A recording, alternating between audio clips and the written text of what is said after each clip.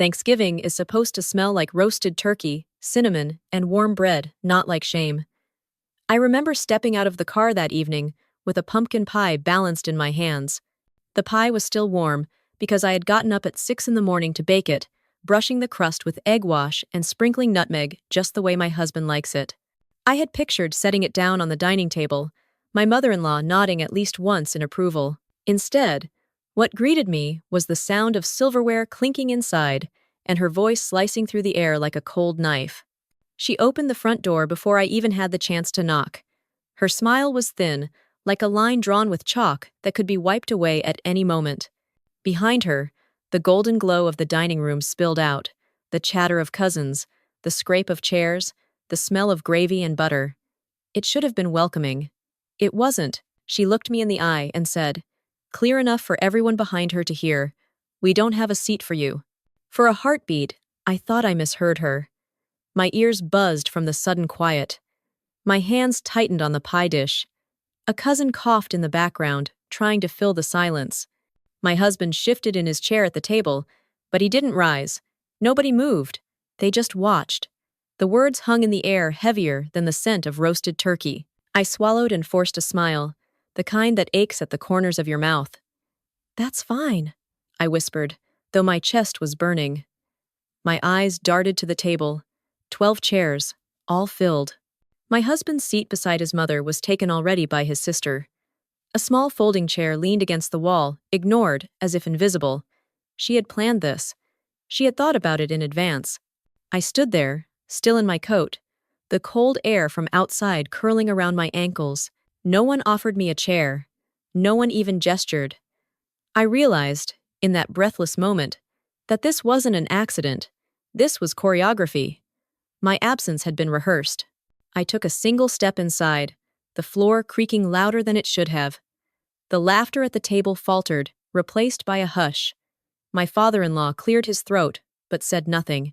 My sister-in-law sipped her wine with exaggerated interest in the ceiling. The children, sensing tension the way children always do, fell quiet. The only sound was the steady tick of the grandfather clock in the hallway. I thought of all the Thanksgivings before this one. The year I brought cranberry sauce that no one touched. The year I offered to carve the turkey and was told to just watch and learn. The year I tried to start a family game of charades and was met with blank stares until my husband forced a laugh. Those memories crowded into the room with me, ghosts pulling at my sleeve. My mother-in-law's eyes flicked to the pie in my hands.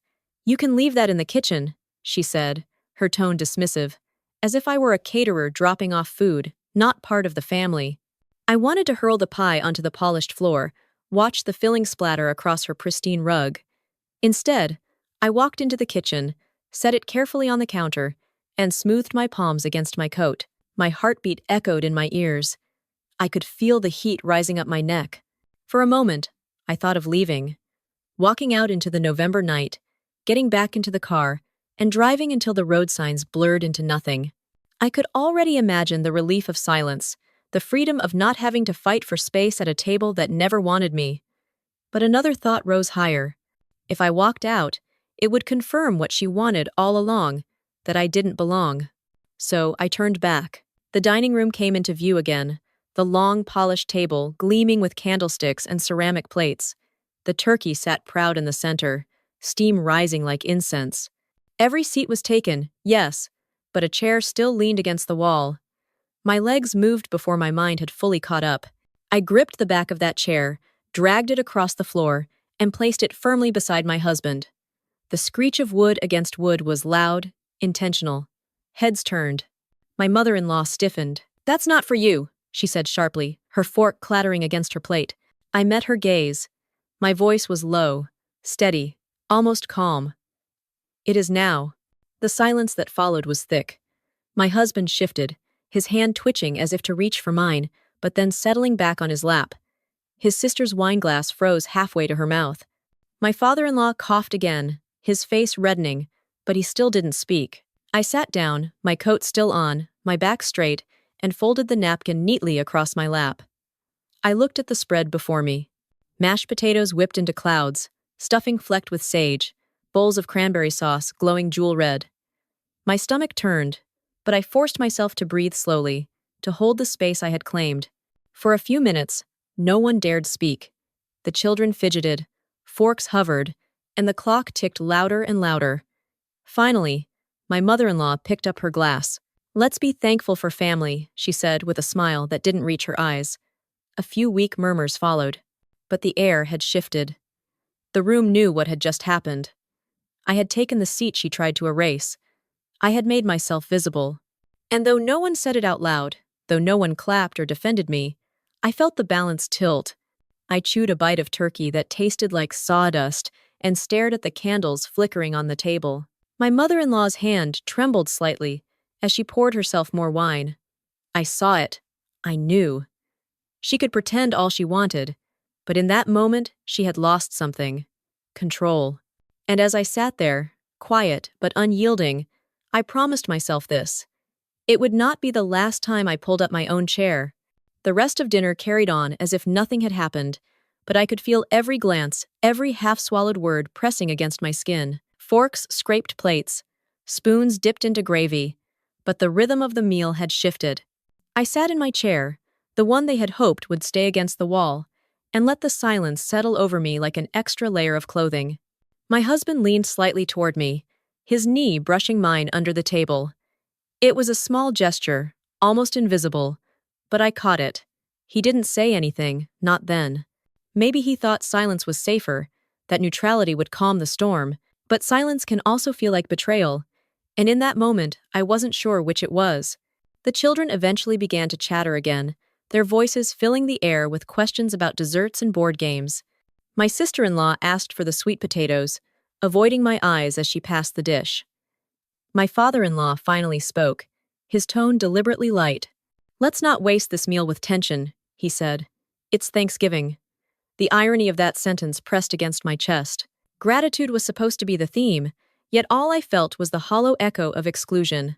I took a slow bite of mashed potatoes, forcing myself to chew and swallow. The flavor was bland, but the act grounded me. Across the table, my mother-in-law smiled at one of the cousins, then deliberately looked past me as if I were part of the wallpaper. She raised her glass and made a toast about family unity, her voice sweet but brittle. I heard it crack, even if no one else admitted they did. In the past, I would have shrunk into myself, prayed for the evening to end quickly, replayed the humiliation in my head for days afterward.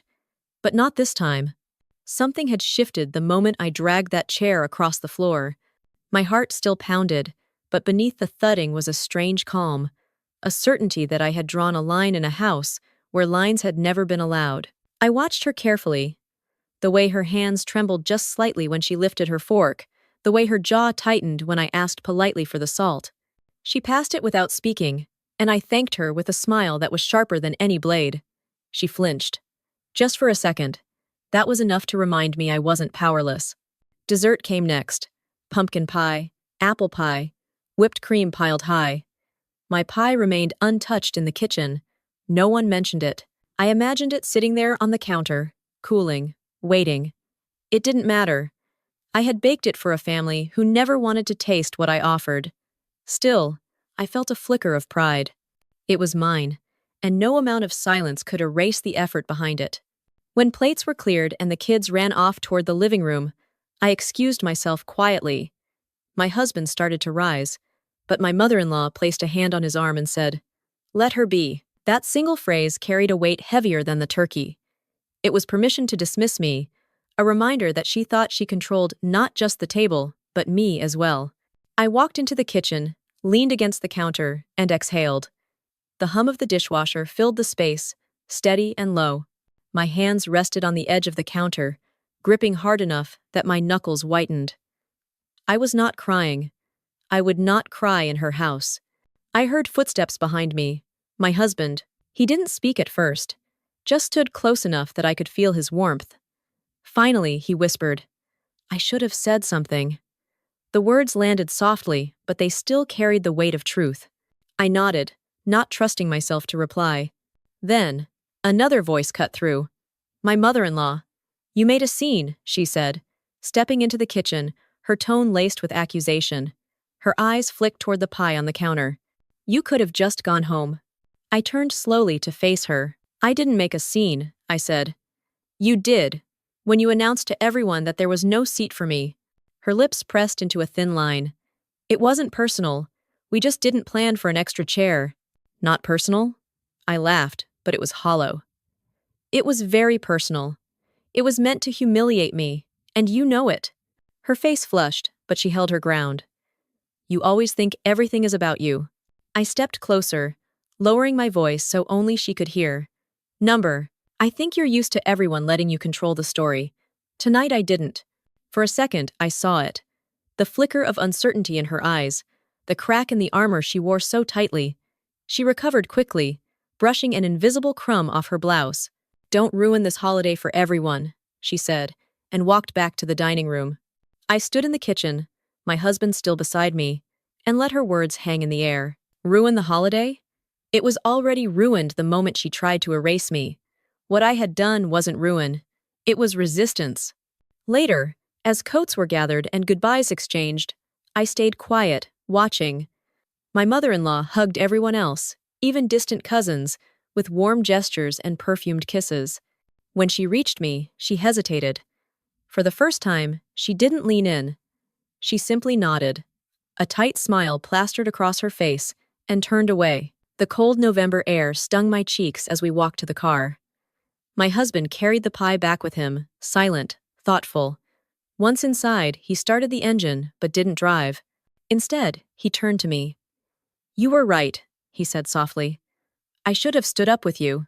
I looked at him, the glow of the streetlight painting his face in gold and shadow. It's not just about tonight, I said. It's about every time she's tried to make me small. He nodded slowly, the weight of my words sinking in. We drove home in silence, but it wasn't the silence of defeat. It was the silence of something shifting, the beginning of a reckoning that would not be contained at a dinner table. At home, I placed the pie on our own table, cut 2 slices, and handed him one. We ate in quiet solidarity, the taste of cinnamon and nutmeg, sweeter than anything I had felt in that house. For the first time in years, Thanksgiving belonged to me, even if only in a small way. And as I set my fork down, I realized something that chilled and steadied me at once. This was only the beginning. She thought the chair was a victory.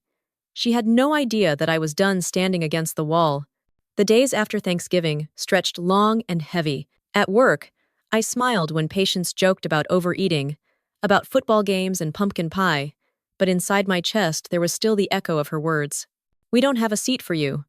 I carried that sentence like a bruise under my skin, invisible but sore every time I thought about it.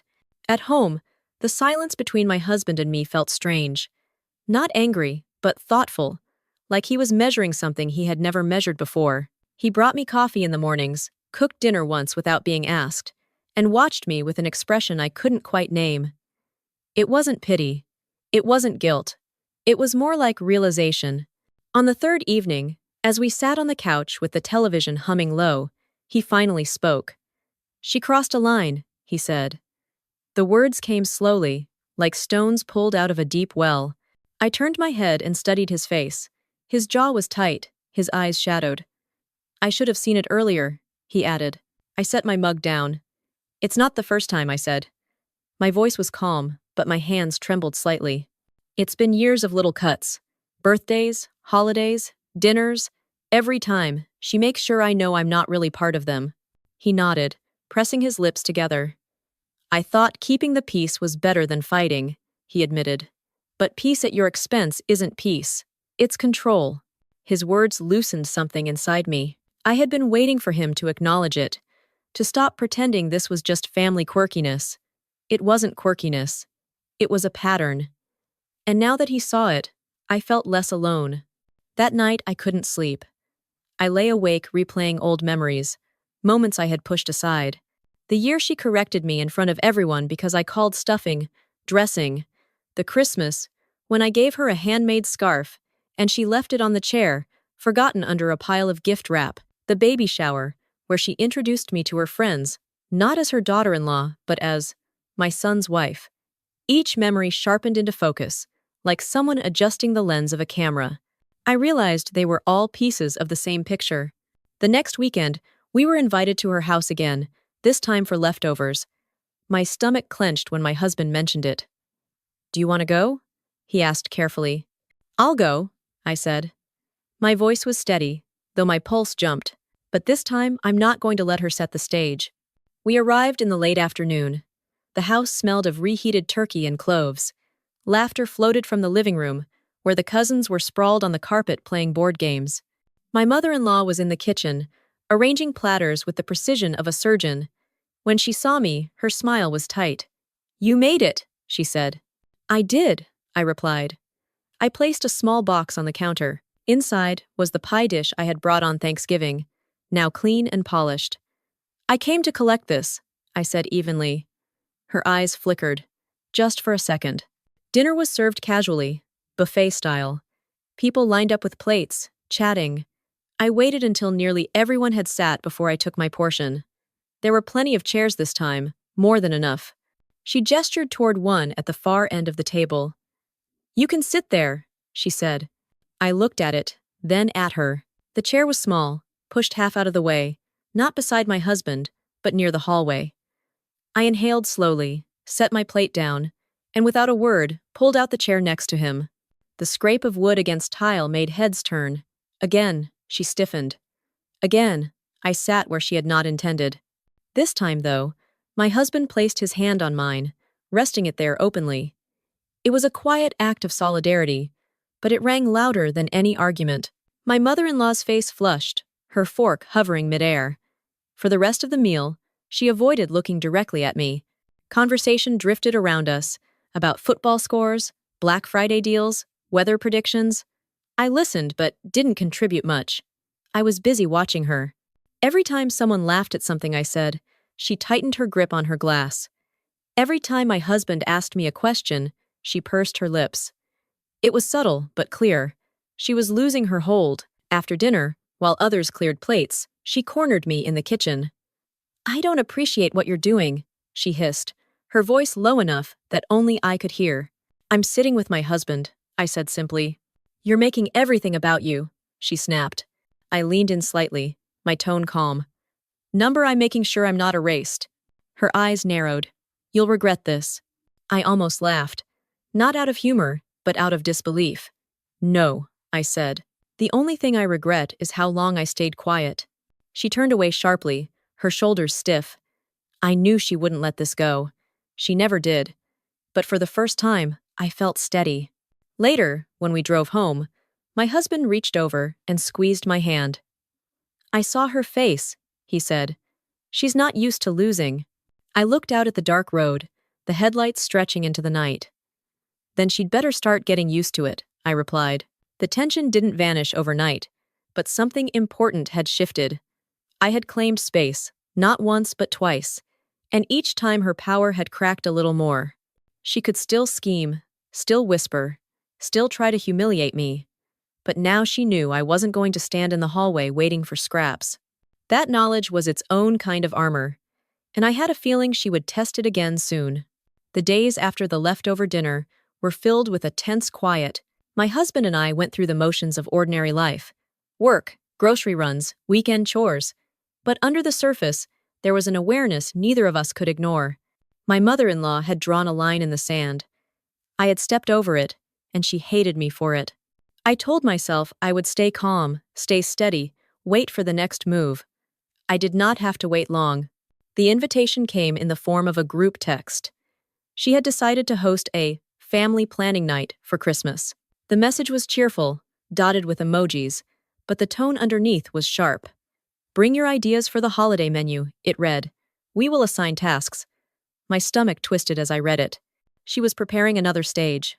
When the evening arrived, the house was dressed in garlands and twinkle lights. Christmas carols played softly from a speaker in the corner. The scent of pine needles and gingerbread filled the air.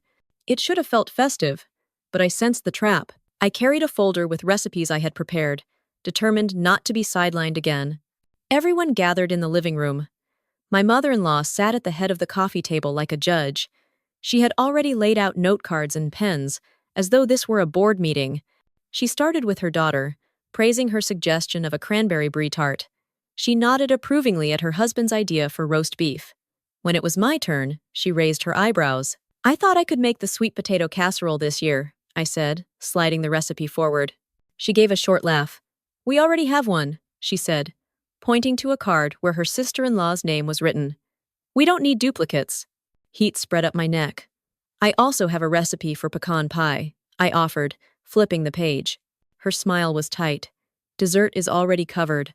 The room was silent, all eyes shifting between us. I could hear the faint jingle of bells from the music, absurdly cheerful against the weight in the air.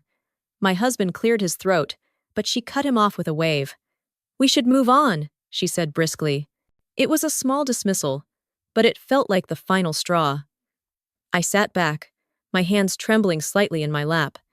Every rejection, every slight, every attempt to erase me folded into that moment. I realized I had a choice. I could let her set the narrative again, or I could take it back. I reached into my bag and pulled out a thin envelope. My voice was steady when I spoke. Before we move on, I have something to share. She blinked, her smile faltering. What is it? I slid the envelope across the table. This is a reservation confirmation. For catering. I already arranged it for Christmas Eve dinner. Paid in full. They'll deliver the meal, set it up, and clear everything afterward. The room fell silent. My husband's eyes widened. My father-in-law's fork paused midair. My mother-in-law's face drained of color, then flushed bright red. You had no right, she hissed. I had every right, I replied calmly. I'm part of this family, and I refuse to be erased from it. This year, no one has to spend all day in the kitchen. We can actually enjoy the holiday together. The cousins exchanged glances, whispering. My sister-in-law looked amused, biting back a smile. My husband placed a hand on my knee under the table, firm and supportive. My mother-in-law stood abruptly, her chair scraping against the floor. You undermined me, she said, her voice trembling with fury. I stood too, my heart pounding, but my voice clear. Number I ended the pattern. You don't get to decide who belongs and who doesn't. Not anymore. Her eyes narrowed, glittering with anger. For a moment, I thought she might shout. Instead, she turned sharply and left the room. The sound of her heels clicking against the hardwood echoed like gunfire. The room was heavy with silence. Finally, one of the cousins chuckled nervously. Well, he said, at least we know dinner will be good. Laughter rippled, tentative but real. I sat back down, my pulse racing. My husband squeezed my hand and leaned close. That was brave, he whispered. It was necessary, I replied. My voice shook, but the words were true. Later, as we drove home, I stared out the window at the string lights glowing on porches. My chest felt both heavy and light. Heavy with the weight of what had just happened, light with the knowledge that I had not let her win. My husband broke the silence. You realize she won't forgive this. I don't need her forgiveness, I said quietly. I need my dignity. The words hung in the car, solid and final. For the first time, I felt like I was steering my own story instead of reacting to hers. That night, as I lay in bed, I thought about the look on her face when I slid the reservation across the table. Shock, rage, loss of control. It was the first time I had seen her mask slip in front of everyone, and I knew she would try to claw it back. But I also knew something else. I was ready for her. The fallout came sooner than I expected. 2 days after the planning night, my phone buzzed with call after call. At first, I ignored them, watching the screen light up with her name, then with my father-in-law's, then with my sister-in-law's. Eventually, I answered. Her voice was sharp from the first second. You humiliated me, she said. In my own house, in front of my family. I took a breath, pressing the phone tighter against my ear. I didn't humiliate you. I stood up for myself. You think anyone will respect you now? She snapped. They all saw what you did. You tried to take over. You made me look weak. I closed my eyes, letting the words sink in. She wasn't angry because I was wrong. She was angry because I was visible. I didn't make you look weak, I said softly. You did that on your own. There was silence on the other end, heavy and charged. Then she hissed. You'll regret this. The line went dead. That weekend, the storm broke open. We were invited again, this time under the pretense of a casual Sunday lunch. I hesitated, but my husband insisted we should go. We can't hide, he said. If she wants a confrontation, let it happen in the open. The house was quieter than usual when we arrived. No cousins, no laughter, no holiday decorations. Just the core family sitting stiffly around the dining table. My stomach clenched, but I straightened my shoulders and walked in. My mother-in-law sat at the head of the table, her back straight, her hands folded neatly in front of her. She didn't rise to greet us. My father-in-law avoided my eyes, staring at his plate as though it held the answers to every problem. My sister-in-law smirked faintly, as if waiting for the show to begin. "Sit," my mother-in-law said, her tone clipped. We sat. The silence was suffocating. I could hear the tick of the wall clock, the faint hum of the refrigerator, even the distant bark of a neighbor's dog. Finally, she spoke. "You have disrespected me for the last time," she said. Her eyes bored into mine. "You think you can come into this family and rewrite how things work. But you can't. I am the head of this household. You will either learn your place or you will not be welcome here." I felt my husband stiffen beside me. I placed my hand gently over his, both to steady myself and to remind him I could handle this. "My place is beside my husband," I said, my voice calm but firm. "Not in the hallway, not erased from the table, beside him." Her face flushed. "You are ungrateful. I have opened my home to you, included you in everything, and this is how you repay me?" "Included me?" I repeated, my voice rising. "By excluding me at every opportunity? By telling me I don't have a seat? By pretending my contributions don't exist?" My sister-in-law rolled her eyes. "Here we go again," she muttered. I turned to her, my tone sharp. "Yes, here we go again. Because this has happened again and again, and I am done staying quiet about it." The room vibrated with tension. My father-in-law finally looked up, his voice weary. "Can't we all just let this go? It's the holidays. We don't need more fighting." But my mother-in-law wasn't finished. She leaned forward, her eyes narrowing. "If you can't accept how this family works, maybe you shouldn't be part of it." My chest tightened, but I didn't flinch. "Then say it," I challenged. "Say the words you've been hinting at all this time. Say you don't want me here." Her mouth opened, then closed. For the first time, she seemed caught off guard. She wasn't used to being forced to say the quiet part out loud. "You wouldn't dare," she whispered. I leaned forward, my voice steady. "I already did." The silence that followed was deafening. My husband finally spoke, his voice breaking through the tension. "Enough," he said firmly. "You don't get to treat my wife this way. Not anymore." His words landed like a gavel. My mother-in-law's eyes widened, then darkened. She pushed back from the table, her chair scraping loudly against the floor. "You're choosing her over your family?" "I'm choosing respect," he said. For a moment, no one moved. Then she turned sharply and stormed out of the room, her heels clicking against the tile. The door to the study slammed shut. I sat back in my chair, my pulse racing. My husband's hand still gripped mine, warm and steady. My sister-in-law looked stunned, her smirk gone. My father-in-law sighed deeply, rubbing his temples. The silence stretched, broken only by the clock ticking on the wall. Finally, I stood. "Thank you for lunch," I said, my tone polite but edged with steel. "But we should go." We left without another word. The cold air outside felt like freedom. In the car, I exhaled shakily. My husband glanced at me. "You were incredible," he said. I shook my head. I was just honest, finally honest. That night, as we sat at our own kitchen table eating reheated soup, I realized something important. She could slam doors, raise her voice, make threats, but the balance had shifted. I had spoken, and my husband had stood with me. For the first time, the power wasn't all hers. I knew she would retaliate. I knew this wasn't over, but I also knew I would never again sit quietly while she erased me. And that knowledge tasted better than any holiday dinner. The week after that lunch was strangely quiet. No calls, no messages, no invitations. For the first time since I married into this family, my phone did not buzz with reminders of dinners, errands, or demands. At first, the silence unsettled me.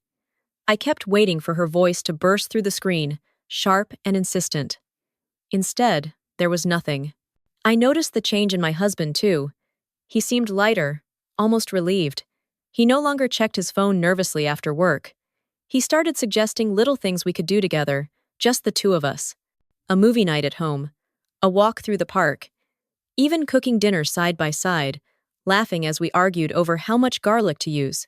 It felt like reclaiming something we had lost, like breathing air without smoke. But silence does not always mean peace. One evening, as we sat together, my phone buzzed with a message. Not from her, but from one of my cousins by marriage. "She's been telling everyone. You disrespected her," it read. "She says you tried to break the family apart." My chest tightened, but I was not surprised. She had always been good at twisting stories, painting herself as the victim. I typed back slowly. "Let her say what she wants. The truth is clear to those who were there." Another message came minutes later. "Honestly, people are starting to see through her. They know what happened." That was when I realized something important. My act of pulling up that chair, of speaking firmly at lunch, had not only changed things for me, it had revealed cracks in the image she worked so hard to maintain. People had seen it, and they remembered. The real test came at Christmas Eve. Despite everything, the family still gathered. The catering I had arranged arrived on time. The table was set beautifully with gold-trimmed plates, steaming dishes of turkey, ham, and vegetables, laid out like a feast from a magazine. The cousins whispered in delight. My father-in-law seemed almost relieved that no one had to carve or scrub pans. She walked into the room, her face composed, but her eyes gave her away. She had lost control, and she knew it. Still, she tried. She raised her glass, her voice calm but tight. "Let us be thankful for traditions that hold us together." I caught her gaze. "And for the courage to make new ones," I added. There was a pause, then murmurs of agreement from around the table. My husband squeezed my hand, his expression steady and proud. For the first time in years, I felt the table belonged to me, too. The evening unfolded without the usual edge of tension. People laughed, played games, and even complimented the food. The catering company did their job quietly and efficiently, and the night felt strangely light. Only she remained stiff, her smile brittle, her laughter forced.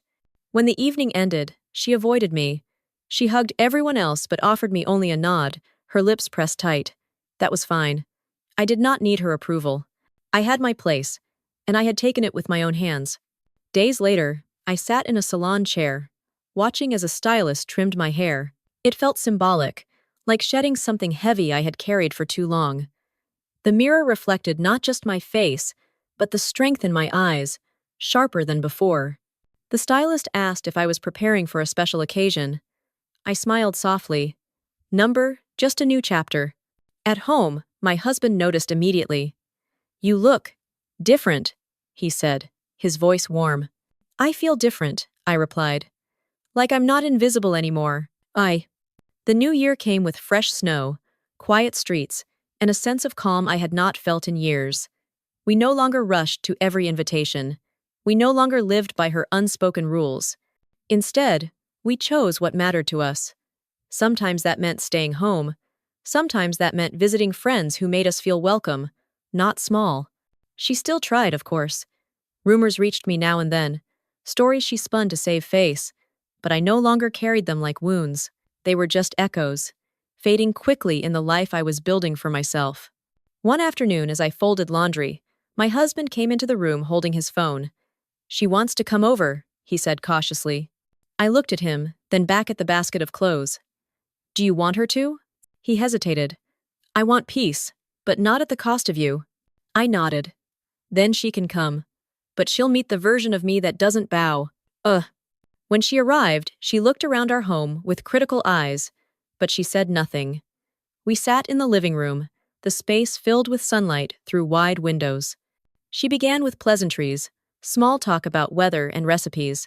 Finally, she said, "I suppose we've had our differences." I met her gaze. "We have.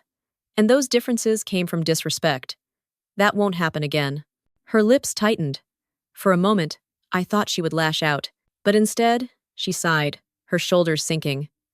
"Perhaps we both need to adjust." It wasn't an apology, not really, but it was the closest she had ever come, and for now, it was enough. After she left, my husband wrapped his arms around me. "I've never been prouder," he whispered. I leaned into him, the weight of years lifting from my chest. I didn't do it for pride. I did it because I finally understood something. "What's that?" he asked. "That sometimes, family isn't about the seat they give you," I said softly. "It's about the seat you claim for yourself." The room fell quiet, the kind of quiet that doesn't suffocate but soothes. I realized then that the battle had changed me. I was no longer waiting for her approval, no longer fearing her rejection. I had found my own place, and no one could take it away. Even now, I wonder if she realizes what she lost.